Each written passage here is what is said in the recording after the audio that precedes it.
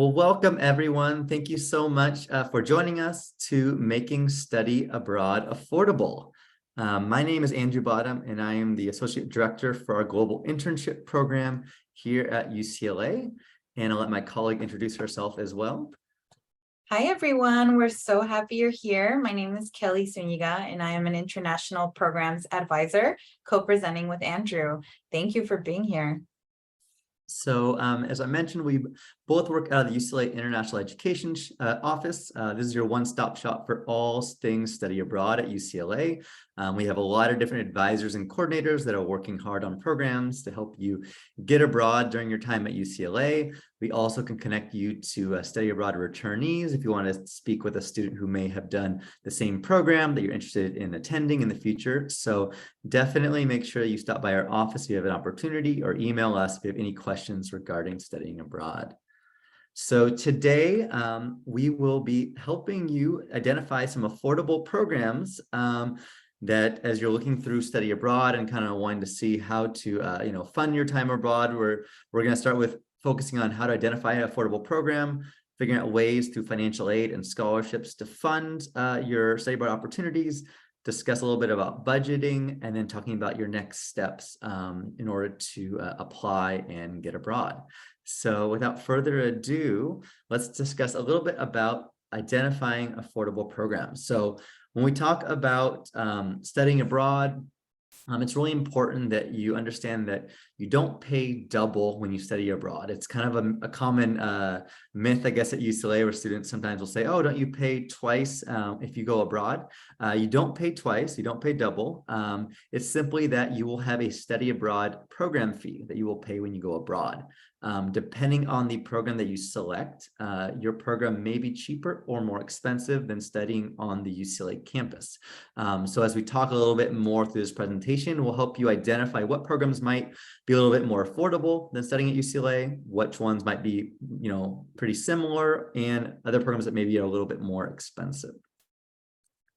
As we discuss these programs, I just wanted to take a little bit of time to speak about some of the program names that you may be hearing throughout this GLOW week. If you haven't had an opportunity, we just had a Study Abroad 101 session earlier this morning where it spoke a little bit about the different study abroad programs that we offer at UCLA more in depth and how to apply to these programs. We won't be going that far into depth in this specific program because we're going to be focusing specifically on funding and identifying affordable programs. But you may hear throughout this GLOW week the UC Education Abroad program, UCAP. This is the UC system-wide education abroad program. So they offer summer, fall, winter, spring, and year-long programs. This is kind of what you would, I guess, think of as maybe a traditional study abroad, where a lot of times you're doing a university immersion program where you might be studying at a university abroad. There's also some language and culture programs if you're more specifically looking to improve your language skills somewhere and interested in the specific culture of that location. There's some internship opportunities, research opportunities. So there's a lot of special focus programs as well through UCAP. So that's our UC system-wide study abroad program. Additionally, at UCLA, we have what we call UCLA Travel Study. These are faculty-led programs that occur specifically in the summer. It's great for students who maybe you are, trying to get some GEs completed while studying abroad. Also, maybe your specific major is offering a study abroad in the summer through UCLA Travel Study. So it's an opportunity to get, units towards your major or minor while studying abroad with UCLA faculty. The great thing about this program for UCLA Travel Study is that they're all UCLA courses, so it easily transfers to your UCLA transcript. And additionally, we have the UCLA Global Internship Program. These are summer-specific internship opportunities where you will also be taking UCLA course credit while you are abroad. They're 8 weeks long, along with a 10-week online course while you are abroad during the summer. So when we talk about when to go abroad, I'm going to throw this over to Kelly to talk a little bit more about when you might want to go to abroad and why. Yeah, thank you. So the great thing about study abroad is that you can be really strategic to make it affordable for you. So I'm going to talk about the different times you can go abroad and what that could mean in terms of affordability. So fall, generally most programs that go abroad in the fall are semester long. So you're looking at more units, you're looking at more time abroad. As a result, because of that, they're generally more expensive than being at UCLA for 1 quarter, right? And so this is important to take into consideration. Now, in the spring, on the other hand, they are generally a semester. We do have programs that are winter quarter or spring quarter only, but most of them go over both quarters. They cover both UCLA quarters, and it's a spring program.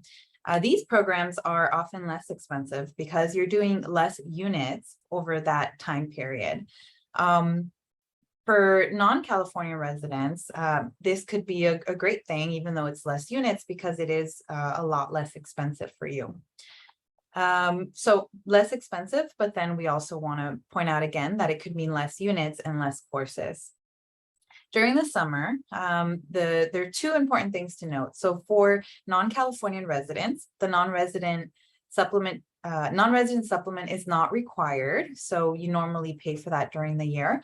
That is not added to your summer tuition. So that could be a plus for some students.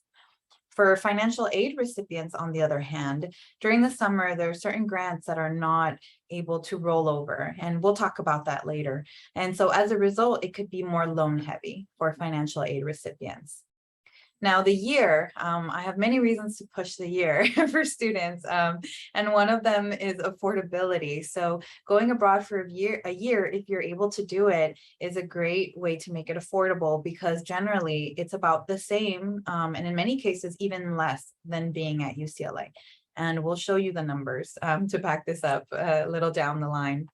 And finally, you'll notice that we have multi-site opportunities. One of them is in my portfolio, Global Studies, Urban Realities, where students go to Paris and London. This is wonderful. You can visit and study in 2 cities, right? But because of that, there are added travel costs. And so that can add significant cost to your program, regardless of the term. All right, thank you, Kelly. So as we talk a little bit more, as Kelly spoke first about the quarter or the semester you want to go abroad, that can affect the cost. Additionally, when you select a location, that's a big part of how expensive a program might be.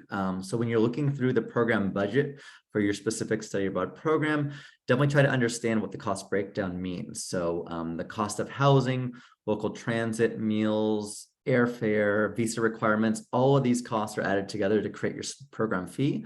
And so your program fee, depending on what location you select, might be larger or smaller. And so it is really important to think about it. A lot of times students want to go to a large metropolitan city. That might be a little bit more expensive than going to maybe a smaller or medium-sized city as well, just because you think about even the cost here. If you're living in Los Angeles, housing, food costs are oftentimes a lot more expensive than a smaller, medium-sized town in the US. So when you're selecting your location, it is really important to think of the location. Also, depending on the country and how strong the dollar is compared to the local currency, that of course will depend on what your costs of living are going to be while you're there. And so we definitely, think it's important. You may have one location you have in mind. You're like, oh, I have to go here, and definitely want to do my studies in this location, and that's great. But if you're open-minded to a lot of different locations, there may be a location that you can select that you can still get your academic requirements completed and have a great experience, and have it be a little bit more affordable than maybe the specific location you initially had in mind. Now we have here below a couple examples of, in general, and we'll go a little bit more specific on the next slides, but where programs tend to be more expensive, or they tend to be more affordable.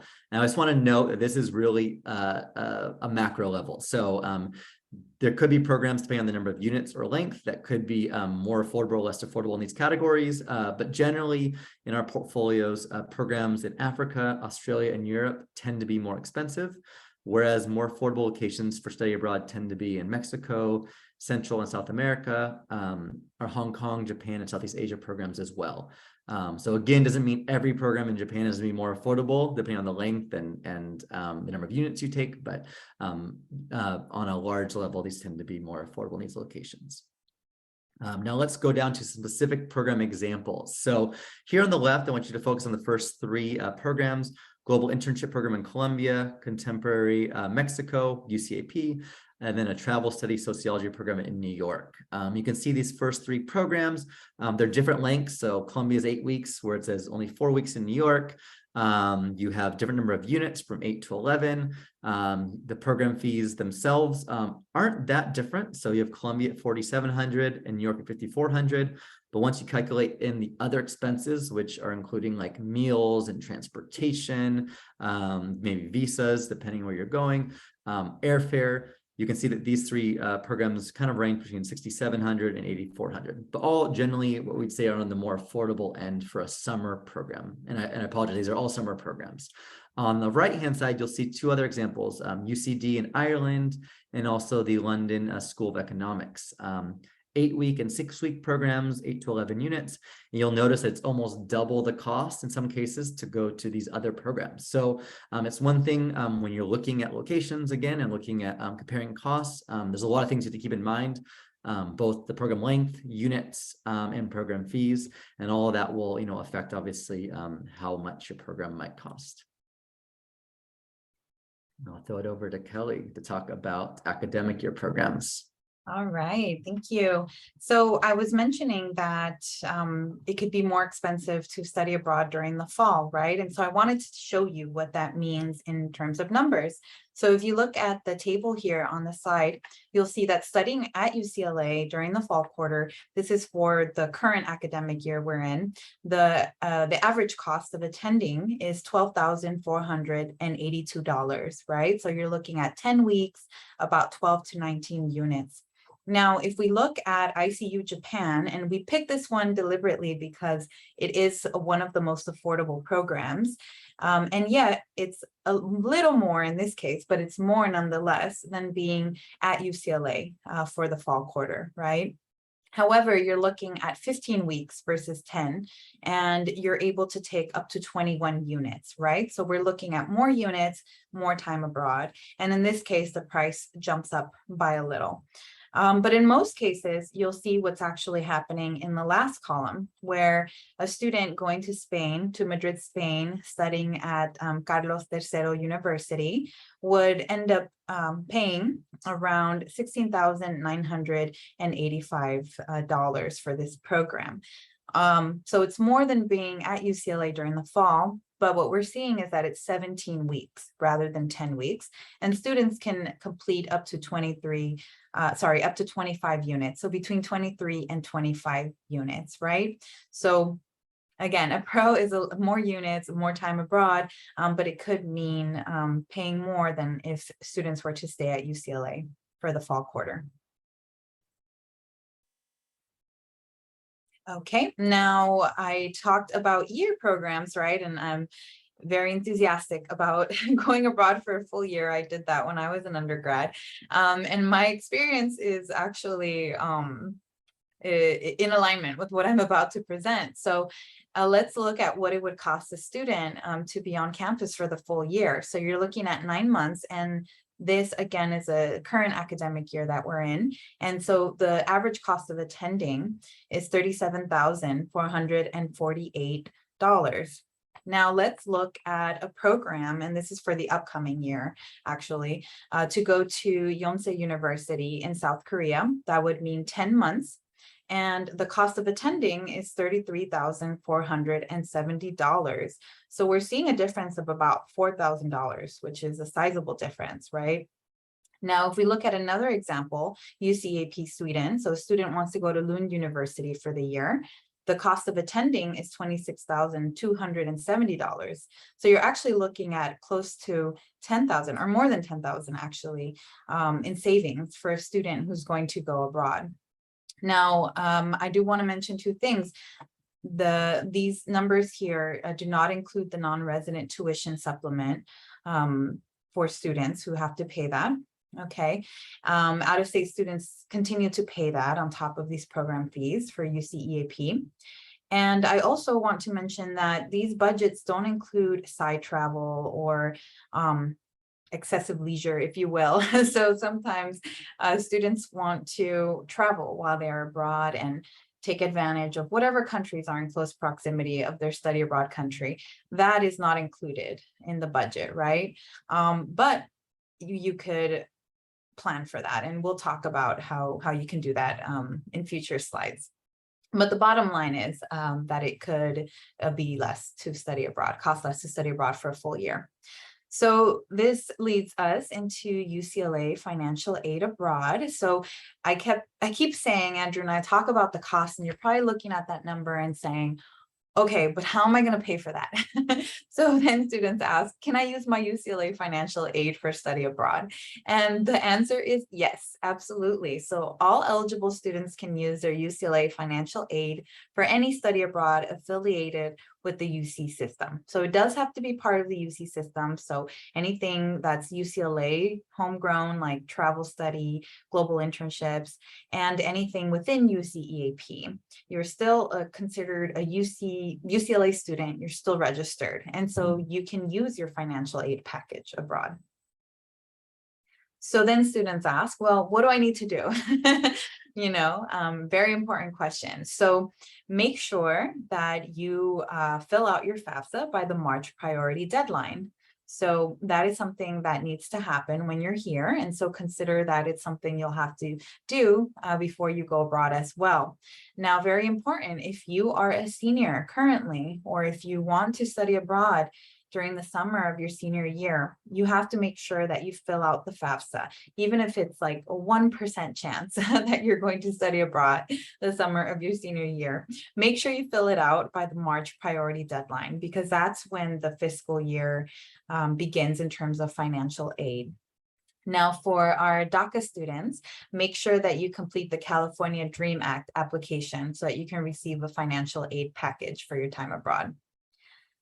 For UCLA travel study and global internships, so you must also complete an additional UCLA financial aid application specific to these programs. And you can find that information on the website, and you'll also be provided that information when you sign up for any of those programs.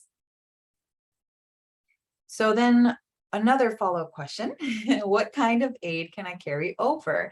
So students wonder, okay, I'm going to get a financial aid package, but what is going to be in that package, right? So when you participate on a UCAP or UCLA summer abroad program, you are still a UCLA student. And I'm going to repeat this many times because it has a lot of implications. So that means that you can carry over your federal, state, and university aid. The only thing you can't carry is your work study, federal work study, because, well, that federal work study means you're working in the US, right? So understandably so, can't carry it over. But the good news is you can still carry over your Pell Grant. You can still carry over your Cal Grant. The exception being here, summer programs. Unfortunately, Cal Grant is not applicable to summer programs. You can carry any other type of UCLA grant and scholarships that you receive. And you can also carry over your Blue and Gold Opportunity Plan if you qualify for that. But similar to the Cal Grant, that is not available for summer programs. And finally, veterans benefits. If you are a recipient of veterans benefits, those also transfer over to your study abroad financial aid package for UCEAP or UCLA study abroad programs. So then there's a chain here of questions. So students will ask, will I get the same financial aid as I do at UCLA? And so ultimately, I have to say the financial aid office is putting together these packages, right? But we can tell you about what goes into that package, the process behind it. So you will not get exactly the same financial aid package, right? So let's say you've received your EFAN for the entire year and you already know what you can expect every quarter. Well, going abroad for one of those quarters or for 2 quarters, right? Or even the whole year, it's going to change the amount of aid that you need, right? You may need less, money, you may need more money for that destination. And so as a result, your grant aid may adjust up or down, right? So you may receive less grants if the total cost is less, if it exceeds the amount that you need, right? There are some students that tell me here at UCLA, I actually don't get all my grant money because I also have scholarships. And so I'm getting too much money essentially. And so they reduce it. Well, if that student would go to a program abroad that was more expensive, then being at UCLA, then they might be eligible for more grant money, right? So that's an example of it adjusting up. On the flip side, for students who are going abroad during the summer, well, we mentioned Cal grants, right, are not available during the summer. So then total grant aid might be lower for that entire year, right? But that's a result of it not being available during the summer, not a result of studying abroad.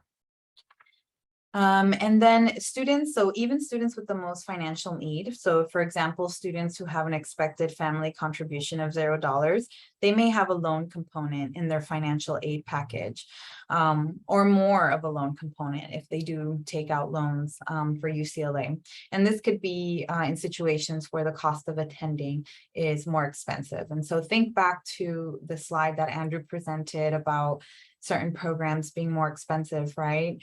And then think about the scenario of the fall semester abroad that's more expensive than fall quarter here at UCLA, right?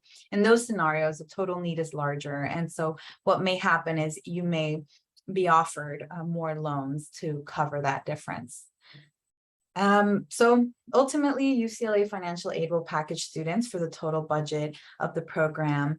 And the things that, to summarize, the things that go into that is the cost, if they're higher or lower than attending UCLA.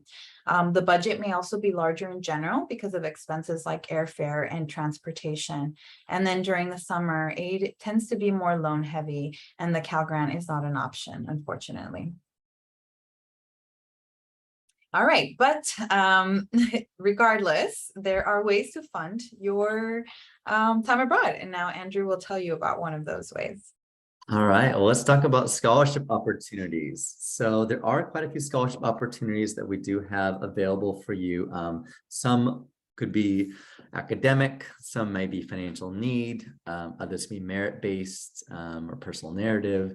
And additionally, there's scholarships that are maybe for a specific focus that you might have, research that you have, you're focused on, or internship experience. But we're going to discuss here in the next slides a little bit about some specific opportunities through our office, as well as some that we've identified that are some common national scholarship opportunities. There's a lot that you can search on your own, depending again, kind of on your own identities and your own merit, or maybe your own special focus. But we do have a couple that we want to highlight here to really show what you could get and what you should look further into when you are applying to study abroad. So the first thing to note is that a lot of UCLA departments actually have specific study abroad scholarships. So a good example is their scholarships for travel study programs, for instance, where there might be a academic department who is sponsoring the program and who has a scholarship that goes along specifically with that particular program. And so that's a great opportunity to make sure that you're applying, for those scholarships, because you're really dealing with a smaller pool of students, right? Specifically students who are studying abroad, maybe in that major or in that location even. We also have, and those department scholarships we will advertise on our website. So at the end of these slides here, I'll show you the scholarship page that you can search a little bit more in depth on your own. We also have some specific UCLA IEO scholarship that our office provides. So a couple to highlight are the Global Internship Scholarship. We provide up to $3,000 for attendees in order to go towards your program fee. And then the Travel Studies Scholarship includes 50% off the program fee, which works out to approximately, depending on the program, between $3 and $4 grand, I would say, as well, depending on how expensive the program fee is. So the great things about those scholarships are that you're really competing against other students who are in those programs. So I think a lot of times When we consider scholarships, it can seem really daunting to want to apply, but I really encourage, specifically when you're thinking about a program and how you're going to fund it, to apply to as many scholarships as possible, because oftentimes I feel like there are many scholarships that could be under applied to, and you would have had maybe a great chance to receive that scholarship funding for your program. Additionally, UCAP has a lot of scholarships, so we're only highlighting a couple here, but they do have a lot of scholarships depending on which program that you're planning to attend. But there is the Global Scholarship, which is provided up to $2,000 to students, the First Generation Scholarship for $2,000 as well. And then there are some special interest and identity scholarships that go up to $8,000. So again, UCAP has a whole website about the different scholarship opportunities that are available. And so we definitely encourage you to do a lot of your own research. But we will have a scholarship presentation coming up this week at GLOW that we'd encourage you to attend so that you can learn a lot more about the local scholarships at the UCLA campus and UCAP, as well as some national scholarships. And I'll talk about that session here at the end of these slides. Some of the national scholarships that a lot of our students will apply to, and we've had a really great success rate, include the Gilman Scholarship. So this is for all federal Pell Grant recipients, provides up to $5,000 worth of funding for your study abroad experience. UCLA was actually deemed this last year one of the highest recipients for the Gilman Scholarship nationally. So I believe the national average is about a 25% success rate for those who apply, which nationally is a pretty great success rate to be receiving Gilman funding. I won't say a specific percentage for UCLA students, just because I don't know the accurate numbers, but I will say just through my own qualitative experience and looking at the different applications that have come in and been accepted, we've definitely had a higher success rate than the national average. And so if you are a Pell Grant recipient, you should definitely apply for that funding. It's a great amount of money to go towards your program fees. So great opportunity there. The Freeman Scholarship provides up to $7,000 to support students with financial need who want to study in Asia. We have the Diversity Abroad Scholarship Database, which I'll show you in a second, that provides funding for a diverse a range of student populations that wish to go abroad. And so there's a lot of different awards that you may qualify for depending on your own interests and identities. And then we also have the Boren Scholarship. This provides up to $25,000 to support the study of critical languages and requires 1 year of work for the federal government after graduation. So these are some, not all, but some of the really important national scholarships that we encourage students to apply to if you are eligible.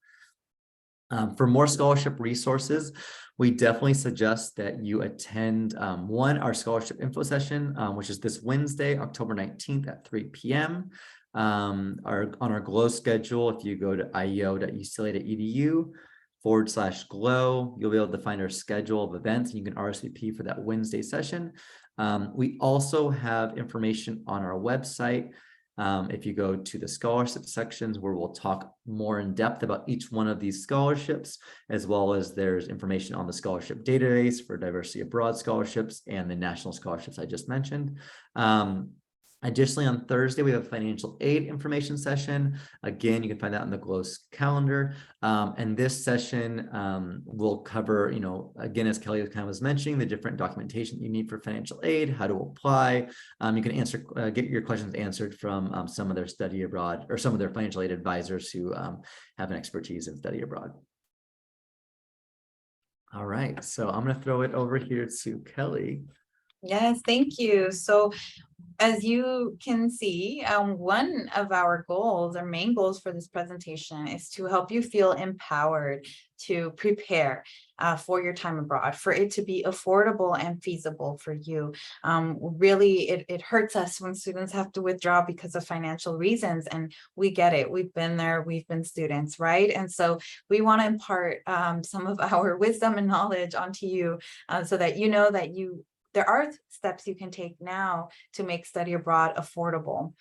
So with that, I'm going to talk about budgeting, which is such a powerful tool and skill in general. This is such an important life skill. And I can tell you that I know many adults my age who don't have a budget. And so start this habit now. That would be my suggestion to you all. So personal budgeting is a powerful funding strategy in general. And for study abroad, we'll talk about study abroad specifically right now. So if we were in a room together right now and I could see all of you, I would ask, how many of you currently track your spending? And in my experience, only one hand, if that would go up, or two. Maybe you all would prove me wrong and that would be wonderful, but we find that most students do not track their spending. And what we mean by that is tracking how much money is going in and out of your life every month. And so we encourage you to form this habit now to plan, and so that you can save for program costs. What does tracking your spending and forming a budget actually look like on a practical level? So I want to take a few moments to talk about budgeting for beginners, and I apologize if this is redundant for you. But budgeting essentially is where you list all of your monthly expenses by category to find out where your money is going. And so you have your fixed expenses like rent, a phone bill, maybe your utilities are fixed. If you live on the hill, then your meal plan is probably fixed, right? And so you list those out because those are, you already know what to expect. And then you have your variable expenses, which are things that can change from month to month, like groceries, like eating out, like clothing, like books and supplies, right? And so students, we encourage you to track those expenses every month so that you understand exactly where your money is going. And this can be very eye-opening, right? Sometimes students don't realize how much money they are spending on groceries, for example. And so by tracking how much money is actually being spent on some things like groceries or clothing, then you can have more awareness and control that number, right? And find ways to be more strategic about spending. Additionally, it could be eye-opening on the other side of things. Maybe you perceive that you eat out a lot. And so you say, I'm always eating out a lot. But when you actually track your expenses, you realize that it's actually not bad compared to maybe subscriptions, right? Or other things that you're spending on. And so tracking is when you look at those. And so students can do this by downloading their bank statements or their credit card statements if you have one that you use responsibly, and looking to see exactly what you're spending on every month. And doing this for 1 or 2 months can be very eye-opening. And so that is the tracking side of spending in your budget. You also look at what money is coming in. And so you list all your sources of your monthly income. So any grants, scholarships that you're receiving that go beyond the tuition and fees that are paid directly to the school, right? Any campus jobs that you have, off-campus jobs, or any side hustles, if you're tutoring on the side or something like that, that is monthly income. And so you also add that into your budget. And so I encourage you, if you don't have a budget yet, or if you have a budget that's sitting there gathering electronic dust, that you go in and see what your financial picture looks like. There are also electronic tools that can help. So you can use a budgeting app like Mint. You Need a Budget is another one. And if you Google like budgeting apps, at least 10 suggestions will come up. And so you can use those if Excel is not your thing, to track all of your money that's coming in and out. Now, this information, like I said, is powerful because if you're able to set aside, save, for example, $10 each month, right? $20 each month, that is money that can help supplement your financial aid package. Or if your financial aid package is pretty robust and will cover your time abroad, that could mean travel money, right? So it's very powerful. Every little bit adds up. And you don't have to go through this alone. I gave you a very quick overview of budgeting. And so if you're feeling like, okay, I don't have time for that, or that's a little overwhelming, there is a UCLA financial wellness program on campus. And so what that is an advisor, a staff member who will sit with you. You can schedule a one-on-one and you can form a budget together. And you could look at this and look at your financial picture. So my very quick introduction to budgeting. And so funding your program. ways to fund your program. Andrew, it's looking a little, okay, there it is. Took a little while to load, sorry.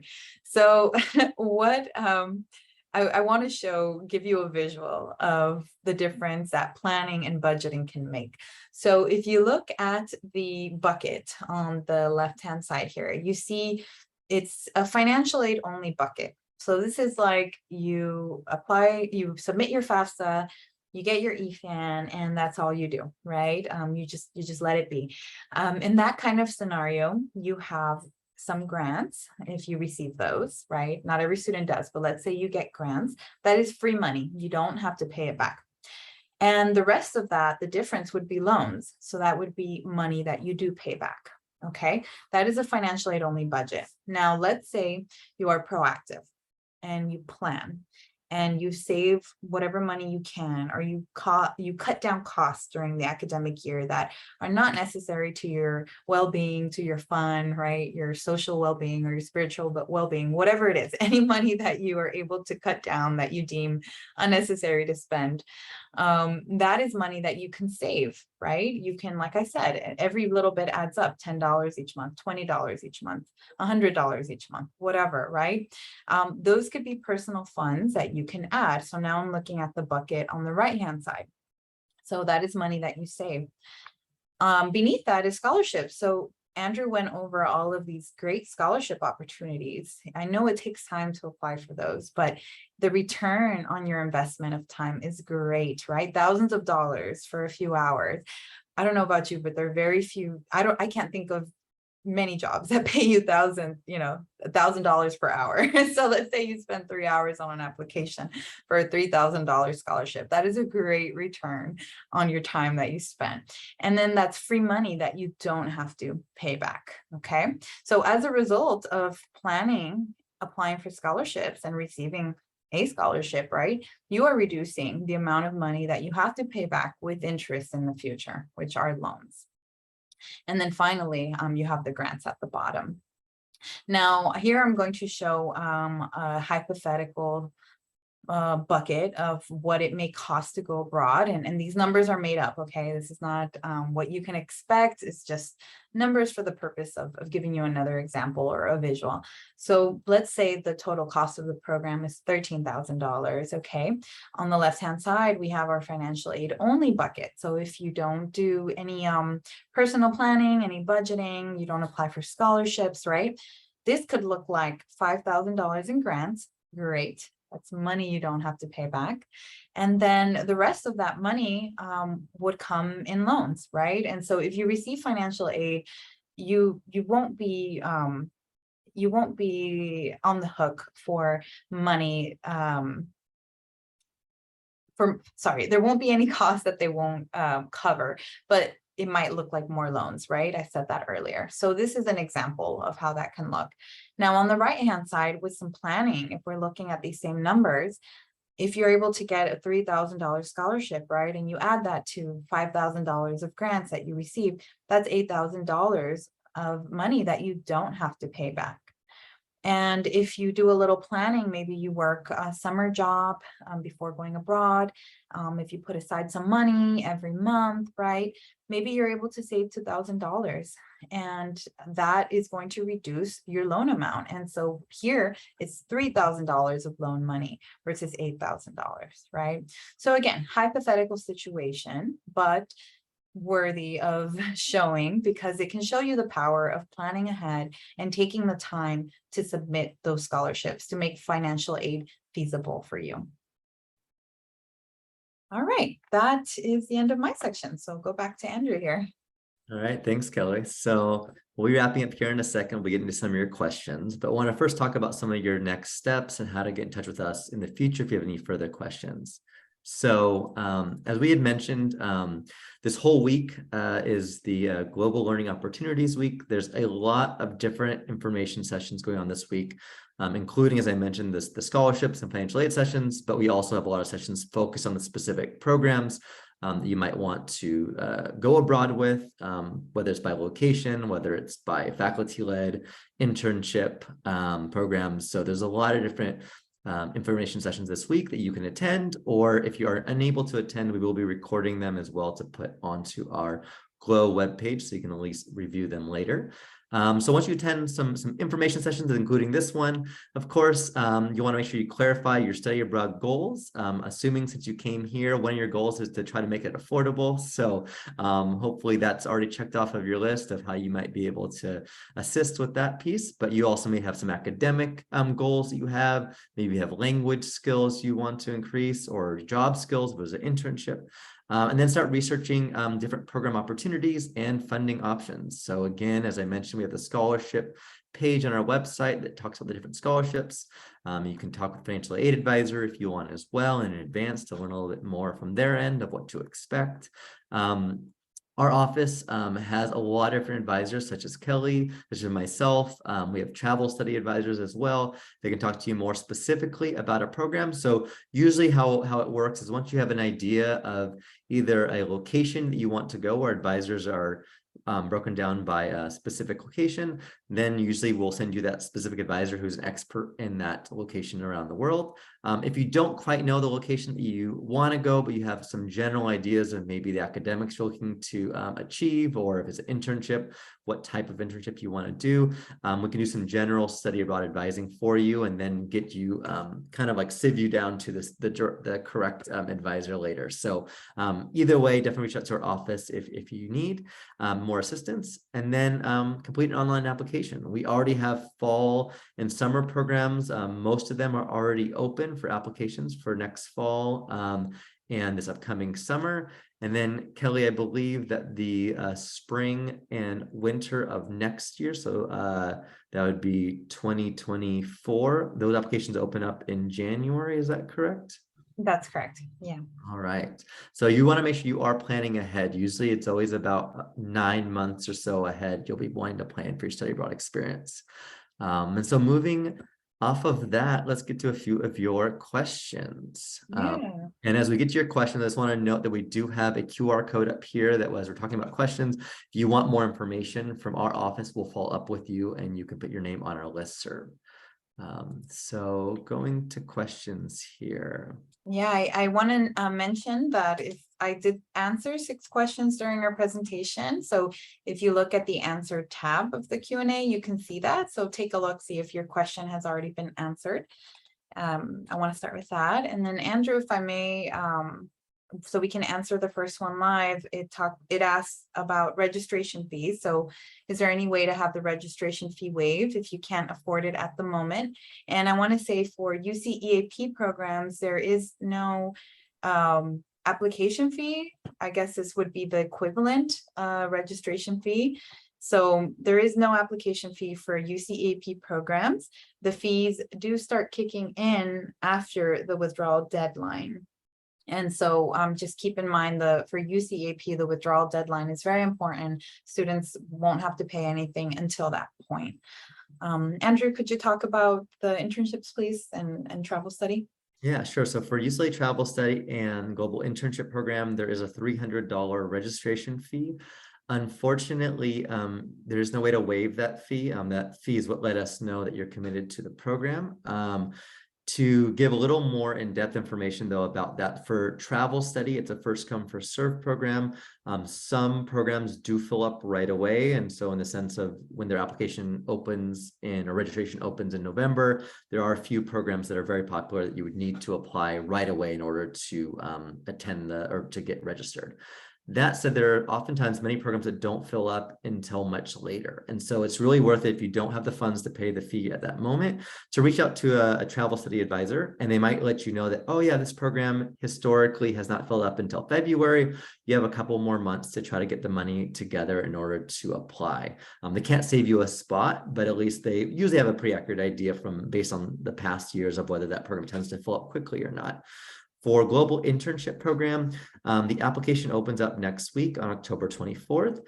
There is no application fee at the time of submitting your application. You only need to submit your fee once you're accepted officially into the program, which happens in January. So that usually you're accepted around the end of the second week of January. So you have a little bit more time from the time you would submit your application to the time you'd be accepted. And even at that time in January, if for whatever reason you decide you don't want to do the program, you could always say no at that point. Let's see, next questions. Yeah, thank you. I'll move on to the next question because it's about UCEAP programs. So someone asked, what is the difference between all of the experience types? For example, immersion, international, UC curriculum themed, internship, etc. I'm going to answer that part first. So in UCEAP jargon, if you will, immersion means that you are taking courses at a university with local students. So think about any exchange students you may have met in your class who are here doing a year of exchange or quarter of exchange, and they're taking your classes and alongside you, right? And so you don't differentiate. The university doesn't differentiate. That is what UCAP means when they say immersion.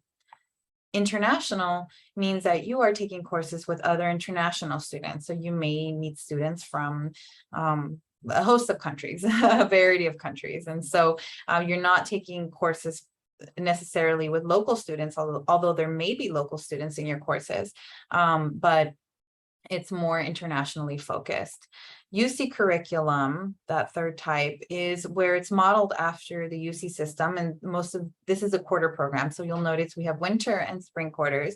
And so the syllabi are immediately available, and it follows the structure of a UC quarter. And you are taking courses with UC students and only UC students. Themed, that one, it's kind of hard to explain in a sentence, but it usually has a focus, like maybe an academic focus or a research focus. So I'll leave it there. If you find a specific program, please reach out to the advisor for that region and they can tell you more about that. Now, internship means for UCEAP, there are different types, and some of those can look like taking a content course and an internship course. Some of them, you're only doing an internship course and doing research. And so the difference, I would say, sorry, the next part of that is, how is that different from doing the UCLA internship abroad? I don't know, Andrew, if you want to highlight maybe some of the things that make the global internship program unique or different from UCAP offerings.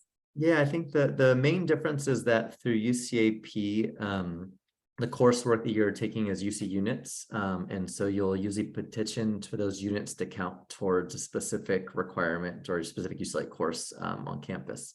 In the case of UCLA Global Internship Program, it is UCLA specific coursework. So you have a 195 internship course that's mandatory with the program, as well as there's an optional intercultural communications in the global workplace course as well. That's a UCLA specific course. So a lot of the departments we work with have already designated certain coursework with that program to count towards major minor requirements. So the one, I think, large difference between the UCAP and the UCLA Global Internship Program is that the UCLA specific program already has the coursework designated of whether it will count for a major or minor or GE requirements. So you'll know that going in.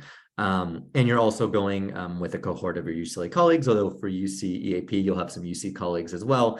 So in both cases, you'll have a group of colleagues you're going with. I think another important thing to note is that the UCLA program is designated by a specific academic major, whereas UCAP is open in general. So it may be that the UCLA program doesn't have your major currently represented. So in that case, let's say you were interested in the UCLA program and you didn't see an opportunity to conduct an internship in your major, then maybe UCAP would be a better situation for you, because you could do it, let's say, in architecture, but we don't have an architecture program for UCLA global internship. So this really depends on kind of what your goals are, what your needs, but we're always happy, depending on what you're interested in, to help answer those questions through a one-on-one advising session. Excellent, thank you. And I'll leave it there because there is a global internship program session. Please check that out tomorrow, and other GLOW programming to answer that in more depth. Okay, so I'm going to answer a question about financial aid. So with the financial aid I received during the summer, would that be separate from the financial aid I received normally during the year, or would that impact what I already get? So that would be a question best suited for financial aid, and I'm sorry to have to refer you over to them, but that's because they take into consideration what your expected family contribution is, and then the type of aid that you receive, right? So I can say, just remind you that during the summer, Cal grants are not available, so that wouldn't be affected, right? But if you receive any kind of other grants or scholarships during the year, it could impact how much you receive during the year if you decide to use that for the summer. So I'm going to have to refer you to the financial aid office for that because it would depend on your situation. So I would approach that question with them by saying, I want to study abroad during the summer. Would that impact my grant or scholarship or loans, if that's what you're wondering about as well, that I received during the year? And then there's another question that was talking about financial aid that asks, how does financial aid work to cover our registration fees? So it's a good question. For registration fees, it's almost kind of like a reimbursement. In the case of most programs, the students will oftentimes, if it's travel study or global internships, paying a registration fee when you initially apply or accepted to the program. But even in the case of UCAP, you'll also be spending money on your flight, usually before your financial aid is dispersed. So your financial aid is dispersed 5 to 10 days prior to attending your program. And so in a sense, your financial aid will reimburse you for any costs that are associated with your program that you had to pay out of pocket in advance. So in some cases, it could just be your registration fee and your flight. In other cases, maybe you're applying for a visa and that visa requires for you to pay out of pocket. So there are times where you will have to pay out of pocket in advance of your program. So those are definitely things to think about prior to applying to specific location, or talk to an advisor to better understand what sort of costs you might need to pay for before you actually receive your aid package. Here's another question.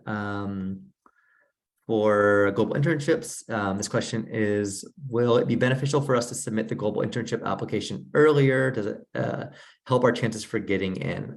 So for the global internship program application, it's not a first come, first serve. So travel study and a few UCAP programs, if I'm correct, Kelly, can be first come, first serve, but there's a limited number of spaces. But in the case of the global internship program or UCAP, as long as you apply within the application period, then your application is treated equally to anyone else who applied.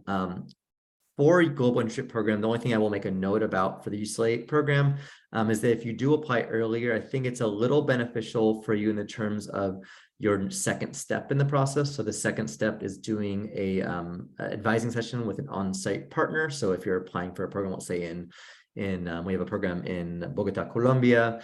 Our on-site partner in Bogota would do a meeting with you. And if you apply earlier in the process, you might do that meeting in November. If you apply at our deadline on December 4th, you might be doing that meeting during finals week or 10th week. And so it's not necessarily as nice of a time during your vacation. So I always encourage students to apply earlier if you know you want to do the program, because there's no financial cost at that time. You only need to pay the application fee upon being accepted into the program. Thank you. And those limited capacity programs that are first come, first serve, that Andrew mentioned for UCEAP. So we're talking about UCAP.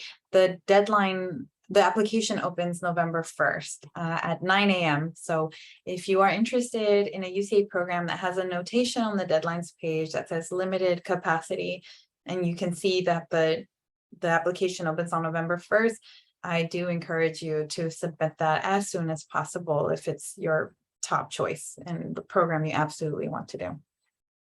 And then we have one more global internship program question, but I'll answer it in terms of the UCLA global internship program, but there might be something separate for UCAP. So I'll let you answer on your end, Kelly, for UCAP. For the UCLA global internship program, it is a very immersive experience in the sense that you are conducting an internship at a local organization or company. There are occasions you might be with another student, but I would say the majority of time you're probably going to be the only intern in that company. And so it's going to be very immersive in the sense that your day-to-day schedule, 4 days a week, will be at that company on site working a full 8-hour day. So it will be, you know, a lot more immersive than, you know, if you were in maybe an international dorm setting and maybe talking in English with, you know, your local colleagues. In this case, you're going to be, you know, on site at a local organization with locals, you know, from that country and culture. All the internship experiences do guarantee that you'll have an English speaking, you know, manager, but some of your work colleagues maybe don't have strong English speaking skills. So you'll definitely be using your intercultural communication skills a lot of times in those cases to maybe interact in your work setting, depending on where you are located. And then the university classes for the global internship program, those are all virtual online coursework that are asynchronous. So you'll be doing the coursework while you're on the program, but it will be with someone back at UCLA campus. And there won't be a specific seminar to go to every day. You'll set up meetings with your TAs in order to attend the meetings. And for the optional course, there's pre-recorded lectures that you'll review. Thank you. For UCAP, it can vary. There are many models, and this is true for UCAP in general. And so for some internship experiences, you are taking classes on a university campus. One in my portfolio is the University of Edinburgh. Students are enrolled at that university, and they have the opportunity to take a course that's not an internship course at the university, in addition to their internship course, or a combination, I should say. And so students are at the university, but they're also doing an internship and taking a course that goes with that internship. There's also the setup similar to global internships, right? Where students are mostly at the internship site. Perhaps they started that internship a little later and they took a prep course before, or perhaps they went into that internship right away and they have a mentor or a local faculty member that they're working with, but they're not actually attending courses at the university. So the internship experience can look very different depending on the program. So again, I will just say, if you find something that interests you, reach out to your IEO advisor for that region, and they can give you those details if it's not apparent on the website. All right, I think we went through all of our questions. We just want to thank you all so much for attending. Again, feel free to reach out to our office if you have any further questions at info.ieo.ucla.edu. We're open physically in person Monday through Thursday from 9 a.m. to 3 p.m. Additionally, there's a lot of virtual advising hours that we have, some of which focus on specific program locations, which are great too if you just want to drop in and get some information about specific programs. But definitely reach out to our office. We're here for you, and we hope to help you in your next study abroad or your study abroad experience. Yes, thank you so much. Thank you everyone for attending. We are here for you. We want this to be a reality for you and for cost to not be a factor that prevents you from going abroad. So please reach out. We're happy to talk strategy with you and help this make a reality. Thank you so much for attending today. Thank you all. Have a good day.